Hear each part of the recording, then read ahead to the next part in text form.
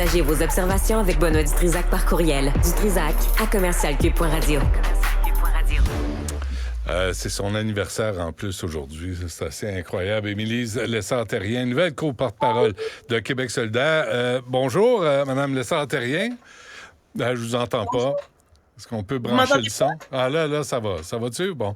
D'abord, joyeux anniversaire. Merci beaucoup. Félicitations. Ça va bien. Aujourd'hui, c'est une belle journée pour vous. C'est une journée très intense. J'imagine.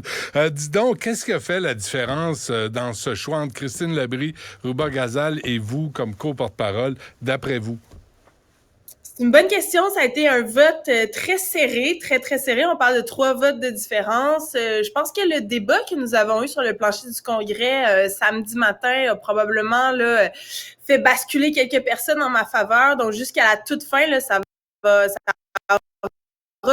ça reflète aussi l'état général de nos membres qui était très déchiré dans cette course-là. Ils n'ont pas arrêté de nous le dire tout au long de la course et qui nous souhaitaient les 3, en fait. Ils nous le disaient, si on peut voter pour les 3, on le ferait.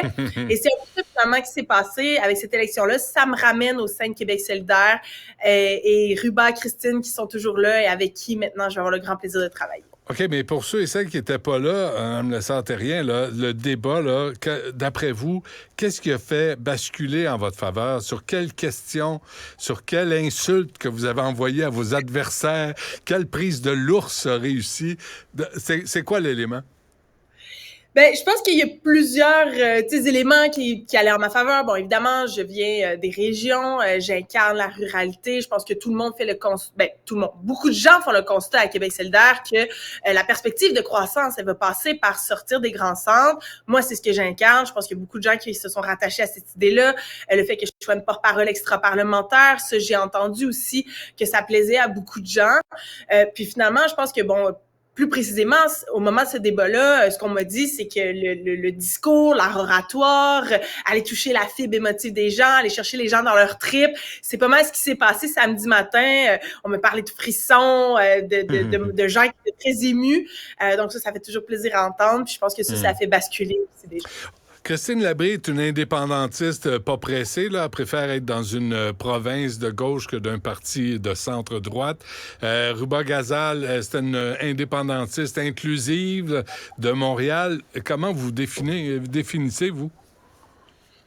Une indépendantiste pressée qui voit beaucoup d'avantages à faire l'indépendance, notamment pour ramener du pouvoir dans les milieux, ramener du pouvoir dans les régions. Donc, pour moi, l'indépendance, c'est aussi une façon d'opérer la plus grande opération de décentralisation du pouvoir, de déconcentration du pouvoir. Qu'est-ce que ça veut dire, ça? Qu'est-ce que ça veut dire, ça, le pouvoir? Quand vous parlez du pouvoir dans les régions, là, décentralisé, tout ça, là, c'est des beaux mots. Concrètement, qu'est-ce que ça veut dire dans votre plan de match? Ben, ça veut dire que le jour où le Québec va être un pays, ce qui va se gérer à Québec, ça va être des enjeux ou des problèmes reliés à un pays. Ça sera pas nécessairement les compétences qui sont gérées en ce moment. Puis ces compétences-là, on aura la discussion à travers notre belle, vaste démarche d'Assemblée constituante. Mais quelles compétences est-ce qu'on peut déléguer aux villes, par exemple, aux régions, aux MRC? Quand on voit tout ce qui se passe avec l'itinérance en ce moment, pourquoi la sécurité sociale, par exemple, serait pas une compétence qui serait dévolue aux villes, qui sont les plus proches, en fait, des enjeux liés à l'itinérance et qui ont donc les meilleures solutions entre les mains pour résorber ce phénomène-là ou en tout cas l'atténuer ou en tout cas venir en aide aux gens qui se retrouvent dans la rue. Donc ça, c'est un exemple de compétence qui peut être redonnée aux villes, aux régions, aux MRC, municipalités, à l'échelle de là où ça fera du sens pour que les gens retrouvent un peu plus de pouvoir sur leurs conditions de vie, d'existence et le développement de leur communauté. Mais là, ça veut dire que... Là, je fais exprès, là. Mais là, ça veut dire que Gabriel Nadeau-Dubois va devoir vous prendre par la main pour que vous puissiez rentrer à l'Assemblée nationale pour prendre la parole, là. Si vous restez extra-parlementaire, là, ça doit être frustrant.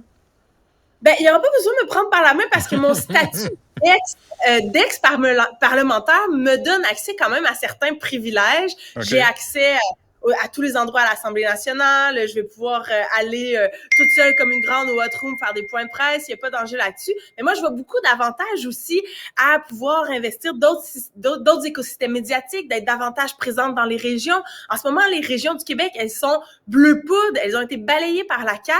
On sait que les députés, les députés de région, les députés dans les circonscriptions ont pas nécessairement toute l'attitude qu'ils voudraient avoir pour prendre la parole, justement, sur des enjeux locaux. Il y a une place à prendre là pour faire du travail auprès des acteurs locaux, avec nos militants, avec nos associations, pour bien enraciner Québec solidaire dans les réalités qui sont vécues en dehors des grands centres. Moi, je vois beaucoup d'avantages à faire ça. J'ai énormément d'enthousiasme. C'est un écosystème que je connais. On parle un langage qui est similaire. On évolue dans des repères qui sont similaires aussi. Donc, ça, je pense que ça va être un bel ajout à Québec solidaire. Mais vous craignez pas que Gabriel Nadeau-Dubois devienne de facto là, le seul porte-parole de Québec solidaire qui sera à l'Assemblée nationale? Un homme blanc, Mme Lessard-Terrien, c'est gênant. Moi, je suis gêné pour Québec solidaire. Un homme blanc à la tête de Québec solidaire, c'est un scandale. Moi, je suis pas gênée du tout. Je dirais... le tiers de notre caucus, ce sont des gens qui sont issus de la diversité, des minorités, des gens qui, je veux dire, des nouveaux arrivants, des immigrants ou des enfants de la loi 101, comme dirait Ruba. Donc là, on vient d'ajouter encore à cette diversité-là en amenant une fille des régions, une fille de la ruralité autour de la table. Moi, je suis pas gênée du tout que Gabriel soit à la tête de notre parti et je suis pas inquiète qu'il parte tout seul avec la POC non plus. Je pense que...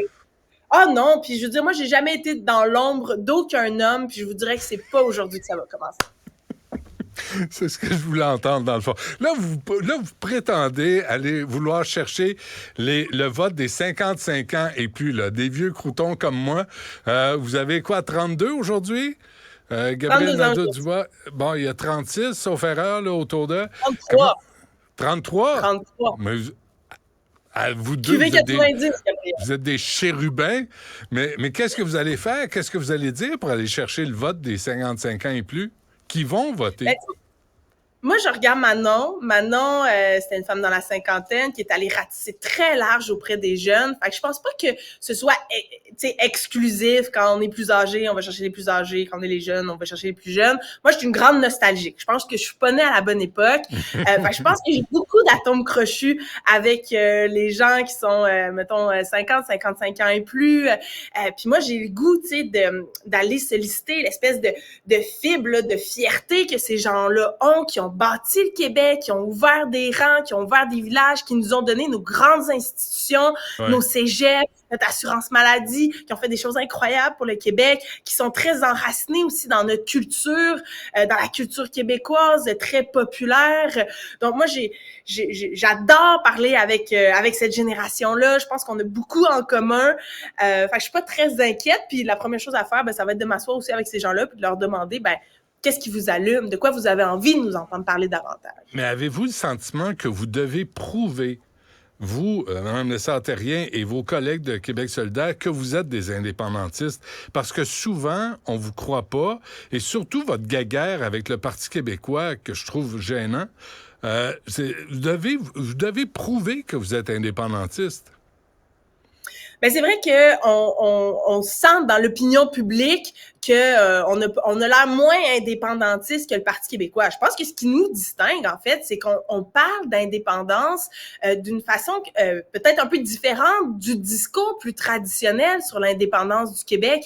Oui, on veut faire un pays, mais on veut faire un pays pour réaliser le projet de transformation sociale qu'on porte à Québec solidaire. Puis on n'arrivera jamais à faire ça si on récupère pas toutes nos compétences en agriculture, en matière maritime. Je veux dire, le fleuve Saint-Laurent, ça, c'est un simple... Je veux dire, le Québec a un attachement profond à sa voie maritime, au fleuve. C'est pas nous qui le gérons, c'est un milieu de vie, mais c'est le Canada qui s'en occupe.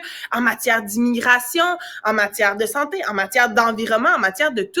Puis je pense que ce qu'on fait, c'est qu'on réactualise un peu le discours sur l'indépendance du Québec. Puis moi, je suis très contente que le PQ en parle autant, ils ont leur façon d'en parler, mais ce qu'on veut, c'est multiplier, en fait, l'adhésion des Québécois, des Québécoises à ce projet d'indépendance du Québec. J'adore comment Ruban en parle, parce qu'elle va chercher aussi d'autres mondes, puis il faut multiplier ces promoteurs-là de l'idée de l'indépendance pour qu'elle puisse se réaliser. Pourquoi vous n'êtes pas au PQ? Parce que je pense que le PQ a pris certains détours dans son histoire politique, a déçu à quelques reprises. Moi, je suis arrivée, je suis arrivée dans le fond avec une conscience politique au moment où Québec solidaire était dans sa formation, et qui est très attaché aux valeurs de justice sociale, aux valeurs d'écologie. Moi, ça c'est quelque chose qui me rejoint beaucoup, et donc moi je suis venue au monde en politique avec Québec solidaire, et puis Mais je la suis très bien dans différence, là, c'est pas juste la laïcité, là, ce que le Parti québécois a porté ça, là, la cause de la laïcité, ce que vous refusez, vous autres, à Québec solidaire, c'est pas ça le nerf de la guerre? Mais nous, je veux dire, la laïcité de l'État, on la trouve extrêmement importante aussi. Nous, on mise sur la laïcité de l'État, justement, plus qu'une laïcité des individus. Nous, on trouve pas ça normal que Québec continue de subventionner les écoles confessionnelles. Ça, je veux dire, si on veut réaliser la pleine laïcité de l'État, c'est ça qu'il faut faire. Après, il y a d'autres points qui nous distinguent avec le Parti québécois en ce moment, notamment la question sur l'immigration. Puis là, on pourrait débattre de chiffres, mais en même temps, moi, je viens des régions, puis en ce moment, il y a de l'appétit dans les régions pour accueillir plus de nouveaux mondes, puis oui, pour venir travailler. Moi, le Provigo, chez nous, dans ma petite municipalité de Témiscamingue, il a recruté son boucher en Tunisie. Mais oui. Je veux dire, des missions de recrutement international, il y en a plein, mais on a besoin de ces gens-là, pas juste pour venir travailler, mais aussi pour venir bâtir des milieux de vie avec nous dans Oui, mais plein en d'endroits. respectant deux règles de base, là, l'égalité homme-femme, qui n'est pas négociable. Les petites filles ont les mêmes droits que les petits gars. Venez pas ici Absolument. pour nous faire chier avec des trucs rétrogrades. Et la langue française, il me semble que c'est pas négociable, ces deux affaires-là. C'est pas effectivement que c'est pas négociable. Bien sûr qu'on veut l'égalité homme-femme. Assurément, la langue française, il faut la protéger. Puis ça va passer par la régionalisation de l'immigration, puis le développement du sentiment d'appartenance au Québec, à la communauté d'accueil, puis à l'intégration de ces gens-là. Puis l'intégration, elle est beaucoup plus facile à travers, oui, les milieux de travail, mais aussi à travers les différents milieux de vie. Puis il y a plein d'initiatives extraordinaires qu'on peut mettre de l'avant pour favoriser ces sentiment d'appartenance-là et cette intégration-là. Par exemple, chez moi, le Desjardins va donner un montant d'argent aux nouveaux arrivants qui vont embarquer sur un conseil d'administration ou qui vont inscrire leurs enfants dans une activité culturelle ou sportive. C'est extraordinaire là, pour s'assurer que ces gens-là créent du lien avec la communauté d'accueil, qu'ils puissent vivre en français, puis ça va passer aussi par la francisation en milieu de travail pour garder justement du temps de libre pour ces gens-là, pour pouvoir aller dans nos salles de spectacle, aller au cinéma, aller manger au restaurant, aller dans nos bibliothèques. S'ils travaillent toute la journée, puis qu'après ils font de la francisation les soirs, les fins de semaine, comment voulez-vous qu'ils s'intègrent? Il y a toutes sortes de façons de faire, puis ça nous distingue aussi, je pense, du Parti québécois. Je dois vous laisser aller, je le sais, mais moi, j'ai bien de la peine parce que je voulais me présenter pour Québec solidaire aux prochaines élections partielles. Comment vous trouvez ça, vous, cette approche discriminatoire? Pas d'hommes, juste des femmes et des non-binaires. Comment vous êtes d'accord avec ça, vous? Mais vous allez pouvoir vous présenter pour Québec solidaire en 2026 lorsqu'on recrutera nos candidats. En attendant, il n'y a pas d'élection partielle d'annoncer, fait que vous n'avez pas trop à faire cette réflexion-là. Ce qu'on veut, pour répondre à la question, c'est rétablir l'équilibre au caucus. En ce moment, il y a 8 députés masculins, on a seulement 4 députés femmes.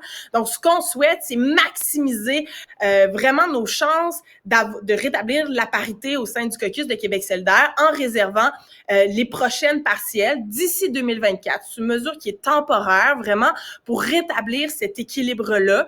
Parce que, par exemple, là, tu sais, François Legault, son conseil des ministres, il est paritaire. Puis la parité en politique aujourd'hui, c'est la base. Et là, à Québec solidaire, on n'y est pas pour l'instant. Donc, on veut juste se garantir, avec tous les moyens possibles, de favoriser davantage les femmes pour rétablir cette parité. Donc, Québec solidaire est vraiment patriarcal. Bon, écoutez, patriarcal. Oui, dites-le. Dites-le. Vous êtes patriarcal, là.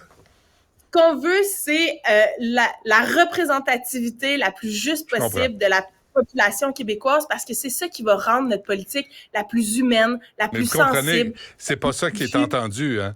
Vous comprenez que c'est pas ça. Le message qui finit par être entendu, c'est pas d'hommes aux élections partielles, juste des femmes et des non-binaires, tu sais, non-binaires, le ressenti, toutes ces affaires-là.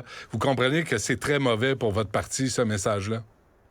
Ben, en fait, on vient peut-être d'offrir l'occasion là, d'avoir une alternative à ce message-là qui a été véhiculé.